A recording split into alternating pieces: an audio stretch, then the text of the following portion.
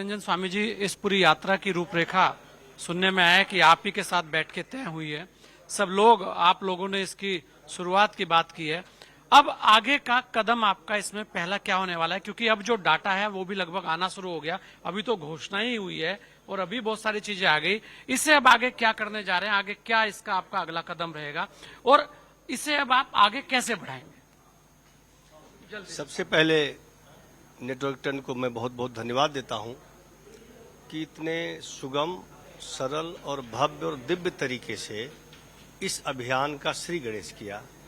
ये छठी धर्म संसद है, पांचवी संत संसद है और जितने भी अभी तक कार्यक्रम हुआ, एक से एक बढ़ करके और नए नए संत जो चिंतक हैं, मनीषी हैं, जो जहां जहां से है, नए नए लोग जुड़ते चले जा रहे हैं। ये कारवां जुड़ता चला जा रहा है और नए नए हमारे पास मुद्दे भी आते जा रहे हैं। जो मुद्दे आज जिन विषयों पर हम लोगों ने चर्चा किया, बहुत सार्थक चर्चा रही।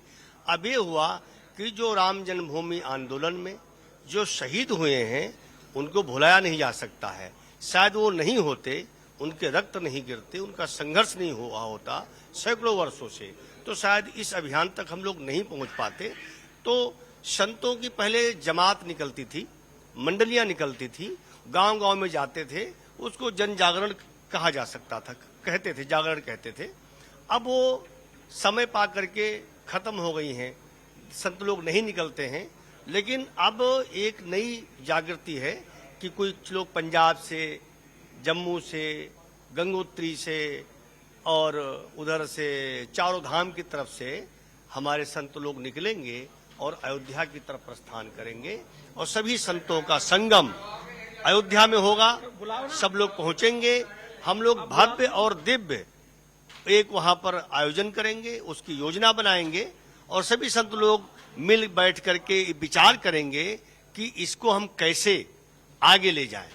और सभी लोग जब वहां पहुंचेंगे तो एक सच्चे हृदय से संतों के द्वारा, जो किसी संगठन में संत लोग नहीं आते हैं, लेकिन जब सभी संतों के द्वारा उन हुतात्माओं को, उन शहीदों को जब श्रद्धांजलि अर्पित की जाएगी तो इसका संदेश पूरे देश में जाएगा। आपको बहुत बहुत धन्यवाद कि इतने संतों को मैनेज करना, इतने बड़े कार्यक्रम को इस गर्मी के समय में संतों ने भी बड़ा आपसे बहुत प्रेम करते हैं कि जो जहां है एक फोन पर वहां से चल देता है और अगली संत संसद का इंतजार करता है, गोस्वामी जी अगली कहाँ होने वाली है।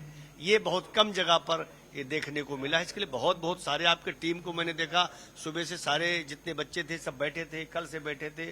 और आपको भगवान ऐसे ही हम संतों के द्वारा जितनी ऊर्जा है वो आपको प्रदान करे। आप तो 24 घंटे बैठे रहते हैं, शायद ऐसा कोई भी एंकर नहीं होगा कि 24 घंटा 12 घंटा एक मंच पर बैठ करके इन संतों को जवाब सवाल करे और अपनी सनातन संस्कृति के बारे में पूछे। आपको बहुत बहुत पूरी टीम को धन्यवाद।